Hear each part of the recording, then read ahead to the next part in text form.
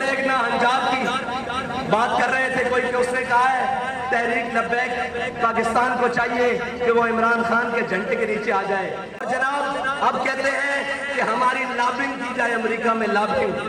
میں نے کہا تمہیں امریکہ میں لابنگ کرنے کی ضرورت کیا ہے؟ امریکہ نے تو لابنگ کرنے کے لیے تمہیں ہم پر مسلط کیا ہے. اور اللہ تعالیٰ بڑا غالب حکمتوں والا ہے.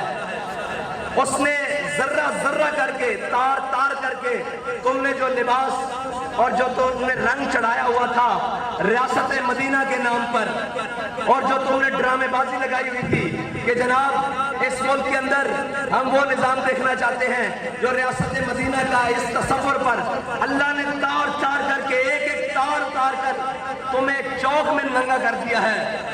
اور تم باتیں کرتے تھے تحریک لبیک پاکستان کو.